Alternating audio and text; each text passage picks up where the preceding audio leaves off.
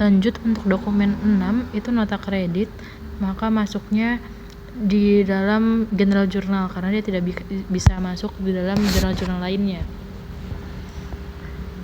Nah, untuk description-nya atau nama akun yang digunakan, karena ini adalah retur dari penjualan tunai, maka akun yang digunakan adalah akun sebaliknya dari akun yang ada di cash receipt journal.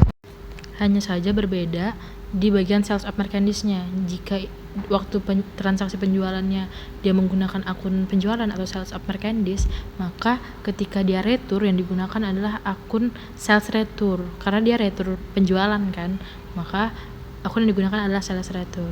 Sebaliknya, dia posisinya dirubah. Kalau ketika penjualan posisinya di sebelah debit, maka ketika dia retur posisinya di sebelah kredit. Begitu pula dengan akun yang ada di sebelah kredit. Ketika dia penjualan akunnya ada di sebelah kredit, maka ketika dia retur akunnya jadi di sebelah debit. Karena barang kita kembali kan, otomatis uangnya customer itu harus kembali gitu. Untuk akun merchandise, inventory, dan cost of goods sold itu nominalnya didapatkan ketika kita sudah mengerjakan inventory card. Jadi di inventory card juga harus dikerjakan.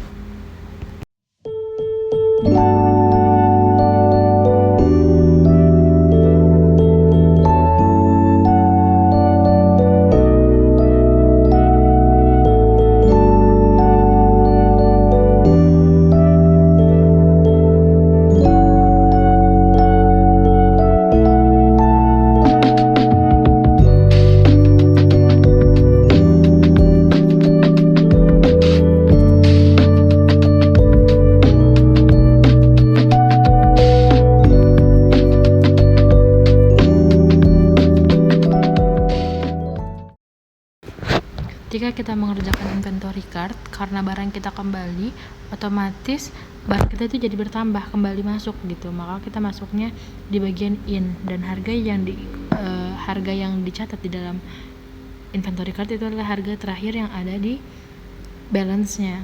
Jadi ketika dia retur penjualan, maka yang dicatat adalah harga yang terakhir ada di balance.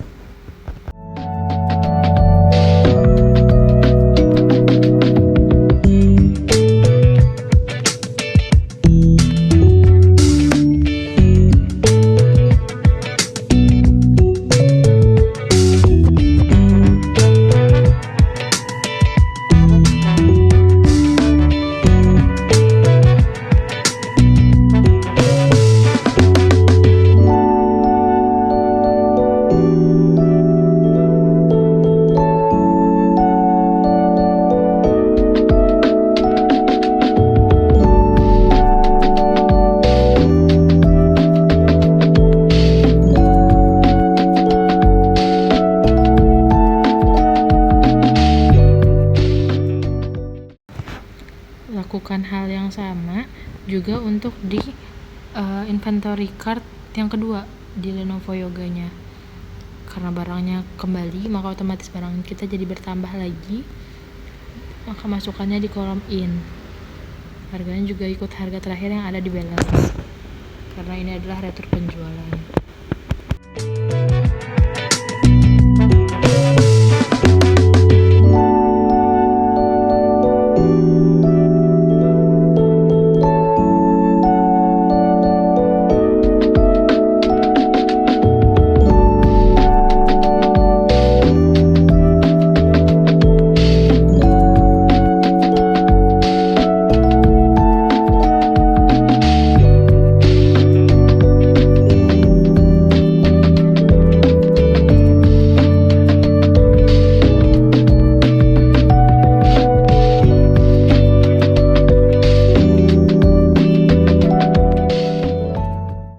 Setelah keduanya sudah dapat nominalnya, maka tambahkan hasilnya keduanya itu ke dalam general journal di akun merchandise inventory dan cost of goods sold.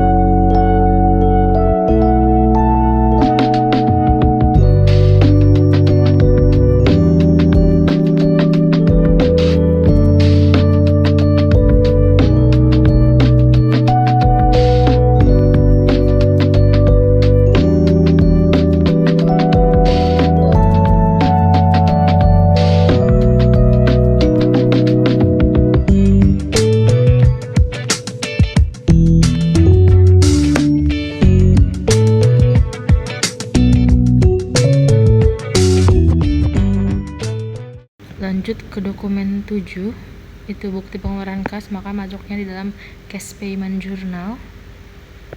Masukin tanggal, nomor bukti, dan description-nya itu adalah pembayaran ke ke kantor kas negara, atau kita bayar pajak, lebih tepatnya seperti itu.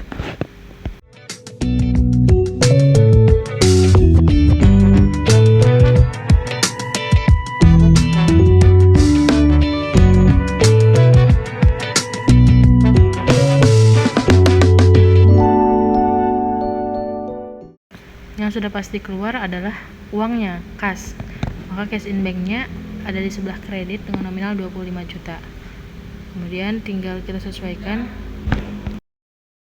akun-akun yang digunakan, sesuaikan dengan keterangan. Angsuran PPh pasal 25 12 juta, PPh pasal 21 7 juta, VAT out-nya dan ada VAT in, itu kita sesuaikan apakah benar ada sesuai dengan di neraca saldo. Yang pertama kita lihat itu mulai dari VAT out-nya, ada di situ VAT out 36 juta di sebelah kredit. Nah, maka ketika kita bayar dia harus berkurang, harus ada di sebelah debit gitu. Maka kita masukkan sebelah debit. Kemudian nominalnya 36 juta. Kemudian selanjutnya ada akun income tax payable 7 juta, dan nominal juga sebelah kredit. Maka ketika kita bayar dia nominalnya harus dipindah di sebelah debit dengan nominal 7 juta.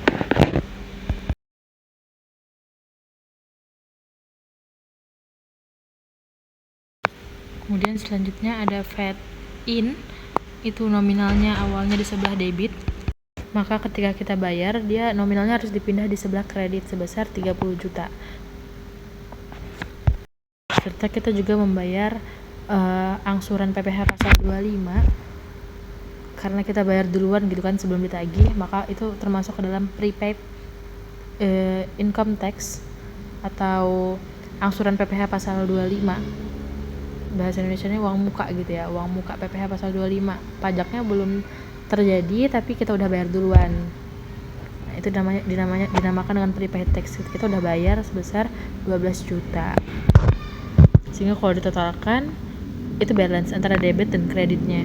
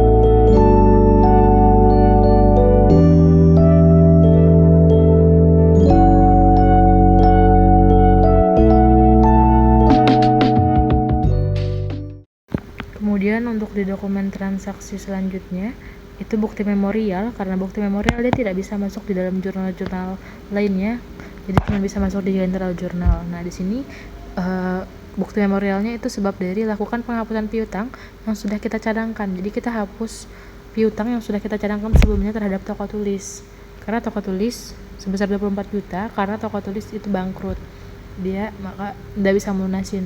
Sebelumnya kan kita sudah mencadangkan. Akun cadangan kerugian piutang itu dinamakan dengan akun allowance for the full debt. Jadi ketika piutang ini dihapuskan, maka cadangan itu juga harusnya berkurang gitu.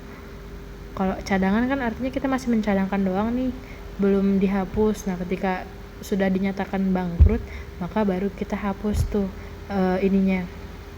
piutangnya.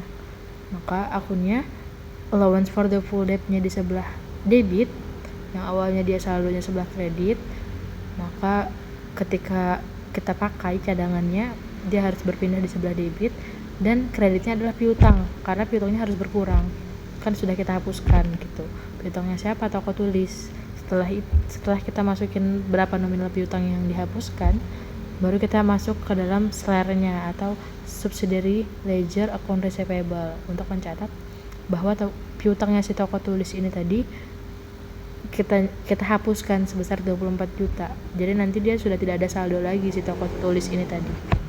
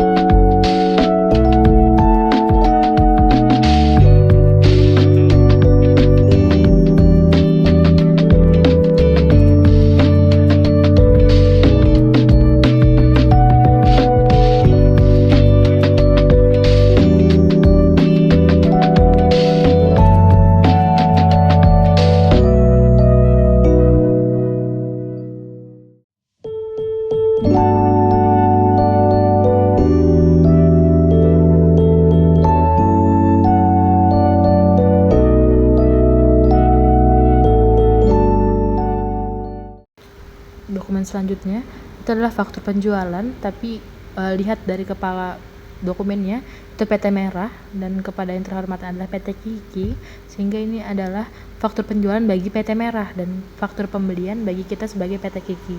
Nah, karena ini adalah faktur pembelian, karena yang mencatat adalah kita sebagai PT Kiki, maka masuknya ke dalam purchase journal. Nah, karena kita beli dari PT Merah, maka description-nya diisi PT Merah. Kemudian di situ ada total penjualan, PPN 11%, prepaid dan total. Total penjualan itu masukkan nominalnya ke merchandise inventory, PPN 11% itu paid in, prepaid itu ongkirnya kita bilang. Kemudian total keseluruhannya itu adalah accounts payable. Jangan lupa setelah ada transaksi pembelian maupun penjualan, kita harus selalu masuk ke dalam inventory card, bahkan retur juga. Nah, di sini kita transaksi pembelian kan, jadi ketika kita masuk ke inventory card, harga yang digunakan itu adalah harga yang tertera di dalam soal. Jadi ikutin harga yang ada di soal. Misal di sini Lenovo ThinkPad itu nominalnya 7.500.000 per piecesnya, sedangkan di inventory card kita kan Lenovo ThinkPad harga terakhirnya di situ 10 juta. Nah, karena di sini kita beli, jadi kalau ketika kita beli itu ikut harga yang ada di soal. Beda kalau dengan kita jual. Kalau kita jual, kita ikut harga yang ada di inventory card.